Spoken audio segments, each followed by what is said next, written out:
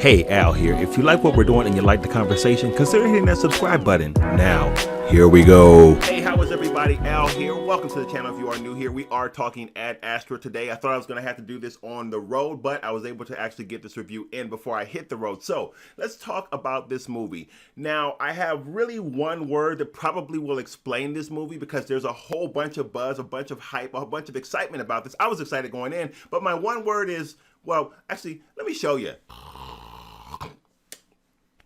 What did I miss? This thing was pretty boring, and I would say off the top, I would really skip this and wait for a video, or if you were tossing this up between, well, am I gonna go see Rambo?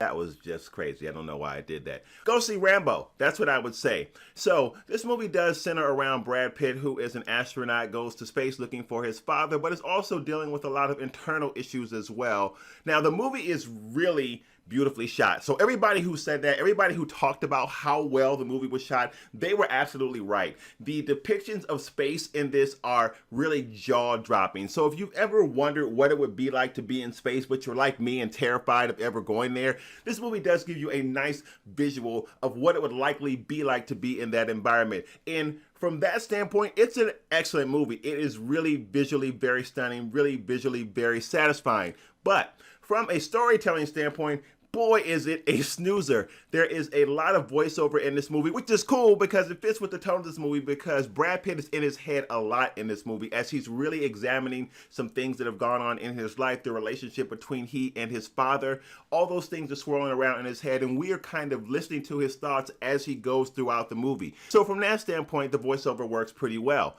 I will tell you though, for the rest of this movie, it is super boring. The story is very flat. What does keep you pulled through the movie is the visual style of the movie. I would say it's a pretty artsy movie. If that's not your thing, then this is something that you guys are going to want to avoid. If you are even looking for a movie with a lot of depth of story, it does give you that. I feel that depth.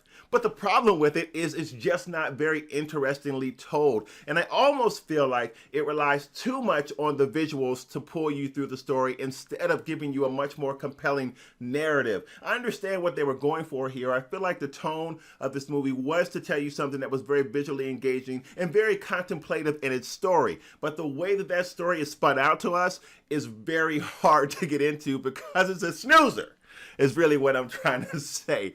So I would skip Ad Astra if I was you guys. Go check out Rambo. I mean, hey, it's probably not going to be that deep of a story because it's Rambo. I mean, but then again, it's Rambo.